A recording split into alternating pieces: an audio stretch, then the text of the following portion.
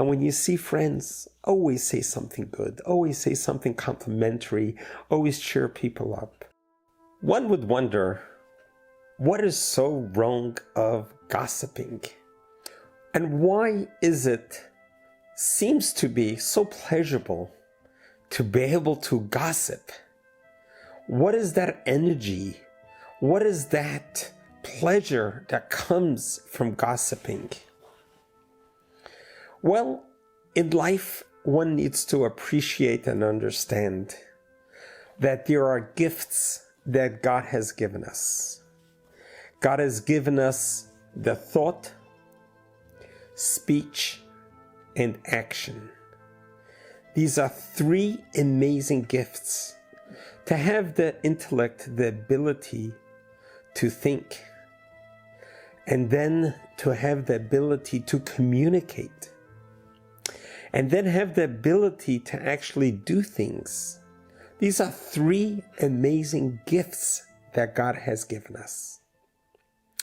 Together with that, God has given us a positive inclination and a negative inclination.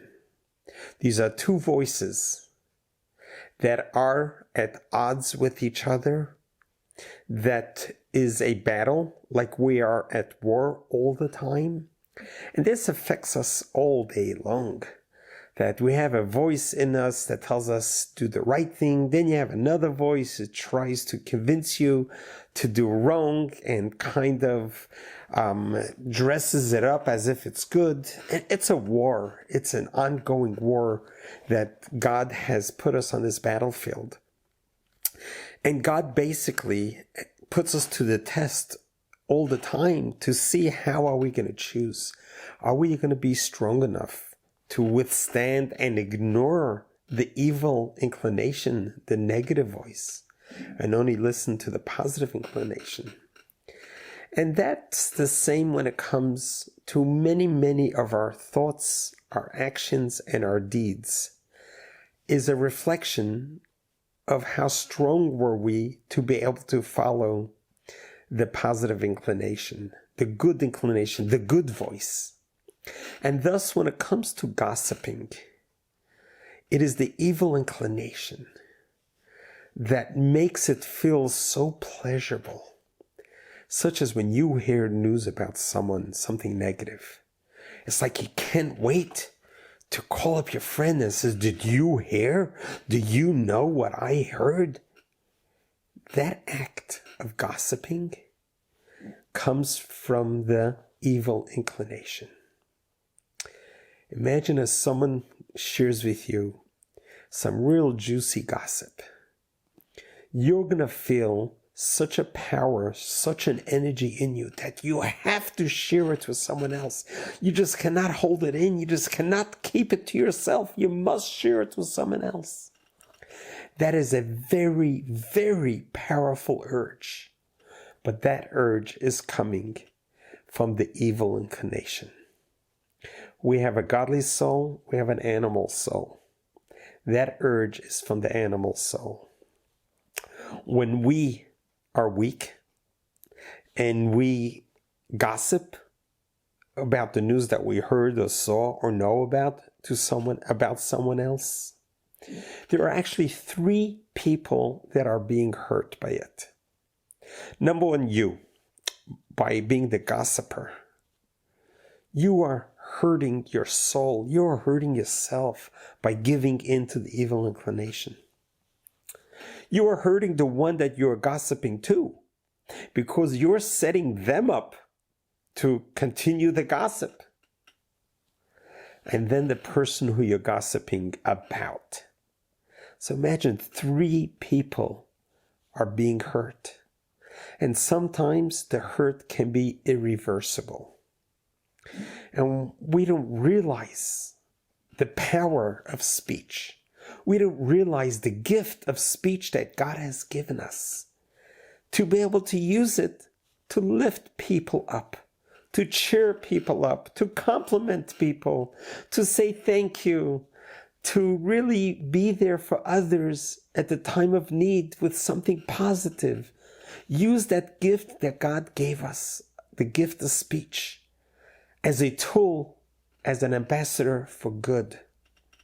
There was once a story told about how a great saint walks into the study hall and he hears two gossipers talking to each other about another person and says, I cannot stand them. I just can't wait to get my hands on them and I'm going to fillet them like a fish. When the saintly rabbi heard this, he went over to them and told them, close your eyes. And when they closed their eyes, they saw a vision as the individual that they were gossiping about was actually being filleted like a fish. They were so horror-stricken that when they opened their eyes, they realized it was a vision, but it was a mighty lesson to them. They were being taught that when we use the power of speech that God gave us, we need to realize that the speech can turn into actions. The speech can turn into reality. That by you saying negativity about another person, whether it's true or not, you are creating negativism. Just like in this case, when they spoke about just an imaginary filleting this individual like a fish, they saw it in reality because they created with their words a negative power. They created the negative ability for what they're talking about to happen. And that's why we ought to be so careful with the words we say. And actually, when you have an opportunity to say something negative and you flip-flop it and you turn around and you say something positive, that is the greatest gesture that a human being can do, to literally sacrifice your desire of bad and transform it into good. There was once an individual who actually gossiped about a particular rabbi. And later on, they found out that it was wrong. They were erroneous about it. They felt so bad, but they gossiped about this particular rabbi. So he went to the rabbi and apologized. Says, Rabbi, I'm so sorry. I gossiped some wrong details about you, and I feel terrible. Please forgive me. So the rabbi said, I wish you go home and you take a pillow of feathers and bring it here. So he goes home and he comes back to the rabbi's office with a feathered pillow. And the rabbi said, now open up the pillow, take the feathers and just spread it out. Throw it into the air. Okay, he did that. He said, now I want you to go collect all those feathers. He says, Rabbi, but that's impossible. And the rabbi said, yes, that is what gossip is. When a person starts gossiping about another person, whether it's true or not true is irrelevant. The gossiping itself is like spreading these feathers because you have no idea where it goes and how it continues to go. And how many more people are going to be caught in the trap to continue the gossip. And this is the lesson that we all learn, that God has given us gifts. Let's appreciate the gifts. Let's use those gifts for the good.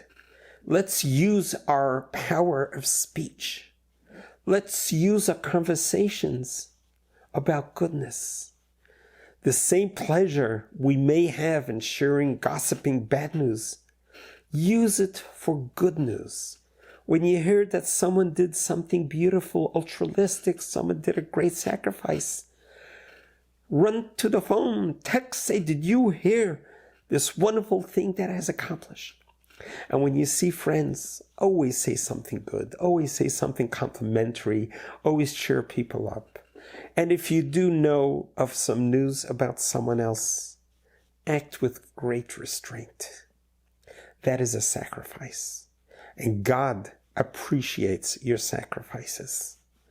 And once you do it once or twice, and you train yourself to hold back when you have an opportunity to share gossip, you would realize that you are truly being an ambassador for goodness.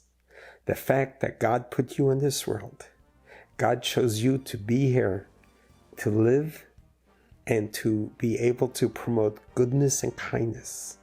You are doing your purpose of why you are on this life, to live. So let's continue spreading goodness and kindness. Let's always have a cheerful good morning, a good compliment to your family, to your spouses, to your children, to your parents, to your siblings, to your co-workers. Always be the one to say something good, positive. Use your power of speech for goodness, because you realize when I was a kid, I remember my teacher told me that God only gives you a certain amount of words in your lifetime. You don't want to waste them on negativism. And it's so true for us to think about it. You know, we're just given a certain amount of time in this world. We're only given a certain amount of words. Let's use those words for goodness and positivity. God bless you. God loves you.